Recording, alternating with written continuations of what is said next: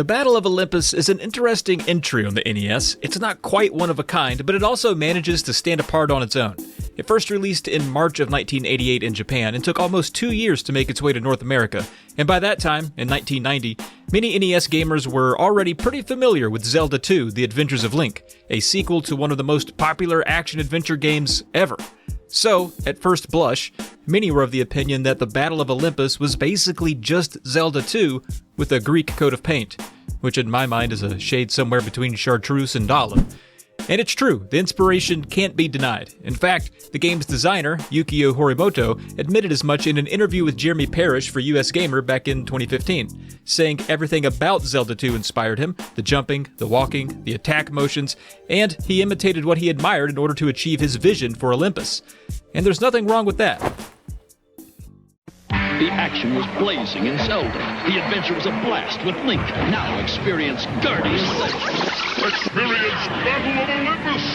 Battle of Olympus is the most action-packed adventure of all time. Select your weapons and enter ancient Greece with vicious serpents, giant bulls, rock monsters, flying Pegasus, two-headed dogs, poisonous snakes, and the shadow of absolute evil. Battle of Olympus! Guardian Legend. The ancient Greek setting has always been ripe for video game exploration. Modern games like Hades and the God of War franchise are obvious ones that come to mind. And it's a natural theme for games to take inspiration from, as the gods and goddesses are already established in the mythos as having unique personalities, fierce grudges, and a residency in the underworld. The Battle of Olympus does a good job of integrating that mythos into the story, while also weaving in the kidnapped princess trope for good measure. You play as Orpheus, and your girlfriend Helene was kidnapped and is being held captive by Hades, the dark ruler of the underworld. Huge bummer! For most guys, having your best girl abducted by the god of the dead and the ruler of the underworld would absolutely mark the end of the relationship, but our guy Orpheus refuses to let her go. To get her back, however, he must run around Olympus and get all the other Greek gods on his side so they'll grant him the powers he needs in order to defeat Hades in battle. So, let's see how it holds up.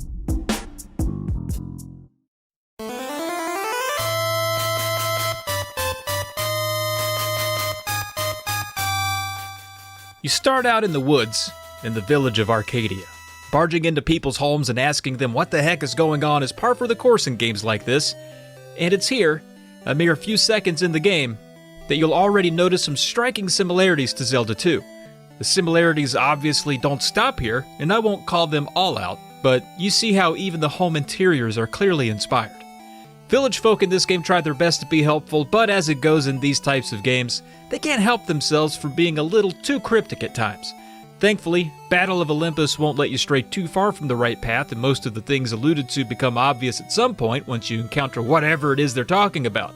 Which is my cryptic way of telling you that this game is less cryptic to connect the dots in than, say, a Zelda 2 or Simon's Quest, for that matter, but don't be surprised if you become stuck and need a walkthrough. Again, the point of the game is to find the various gods hanging around and get them to like you so they'll help you against that dastardly Hades. The weapons and powers they bestow help you access different parts of the world that have been gated off. You start the game with a simple wooden club, but eventually you're granted a sword, and then after that a staff that can shoot fire and so on. Similarly, your shield is also upgraded throughout the game. So, with swords and shield upgrades throughout, yeah, the Zelda 2 DNA persists, and that's not a bad thing. Other items given to you by gods are less useful against enemies directly, but serve to unlock other sections for you. There's crystals, harps, and even, get this, a power bracelet, and ocarina. So, as you take down enemies, which are pretty easy for the most part except for anything that crawls along the ground like these little jumping worm doohickeys that fall out of trees and are too low to the ground to whack with your sword. Anyway, regular enemies are pretty easy to dispatch and most will drop items. And these items are mostly edible things like bay leaves and nectar that restore stamina, ambrosia for increasing your stamina gauge, a golden apple for an extra layer of health, and the most common one, olives, which are currency. That's right, if someone in this Greek world is demanding payment for a good or service, they're going to want that in a handful of olives that you pried from a dead enemy's clenched fists. Or a dead worm's clenched worm fist. Anyway, one of the more nitpicky aggravations is needing to press down on items to pick them up, and it's only annoying because you have to do it so often. At first, the game can feel confusing to explore. There's a world map, but it's not going to help you directionally in the side-scrolling stages to know which door to go through to access another area. It's a lot of trial, error, and memorization. Eventually, you do start to learn where things are, and naturally, with gated progression, there's a bit of retreading through sections you've been through already, with respawned enemies, of course. At its base level, the game boils down to fight through a section, find a god or person to talk to, receive an item, and get a clue about where to use it, fight your way to where you use it, and then get a new hint and item for the next area. This recipe is simple and familiar, but having a walkthrough handy was necessary for someone like me who put the game down for a couple days at a time and came back completely clueless about what I'd been up to before. The good news about that is there is a password system. Now, if you know what you're doing and know where to go, and you don't end up spending a ton of time on any one boss, more on that in a second, the Battle of Olympus is not that long of a playthrough, maybe a couple of hours. But your first playthrough will involve a lot of needless backtracking and trying and dying against bosses. I know battery saves are the most convenient, but I have a hard time trusting those old batteries these days on the real hardware. And yes, I know I can replace the batteries in the cartridges, but I also know how lazy I am, so I appreciate a tried and true password system. But just be warned, the passwords in Battle of Olympus are lengthy, and a few of the characters are hard to distinguish, so I'd recommend taking a picture over writing them down. About those bosses. A few bosses in the game can be quite tricky and create sudden difficulty spikes throughout. There's a get good component, for sure, but it took me a while to get the hang of the early battle against this bow-wielding sea hag vampire who relentlessly fires arrows at you. You're supposed to let your shield do some of the work, but it's easier said than done. And then, there's a fire-breathing dragon waiting for you at a bridge after you've been lost in a forest maze for the last half hour. There's a trick to timing and positioning here that you only learn after dying to him a few dozen times first. But the good news is that death in this game, while very frequent, is not all that punishing. You do lose half your olives, but earning those back isn't hard. The game generously starts you back at the beginning of the last area, which in some cases isn't too bad, and in others, like in the case of the forest maze, can be a little annoying.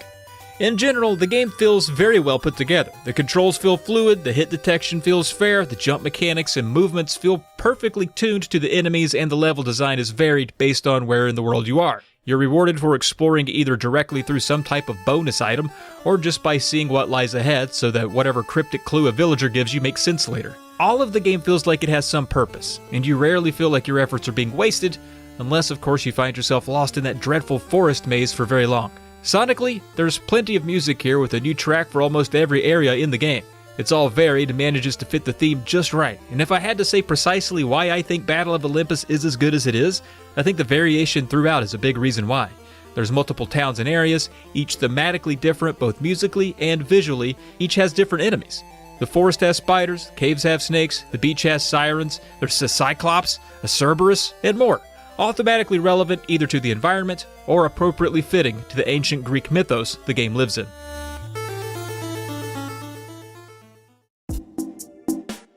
The Battle of Olympus was most popular on the NES, but there was a Game Boy version that stayed in Europe. I've not played much of it, but from what I can tell, it attempts to be very similar to its NES counterpart. Beyond that, there are no direct follow-ups to the Battle of Olympus. It's tough to say it's a one-of-a-kind experience since it wears its inspirations firmly on its sleeve, and it doesn't introduce anything new to the action-adventure or gated exploration genre, but it still manages to do what it does very well, and it ends up as an above-average entry on the NES and a game worth your time to check out for yourself.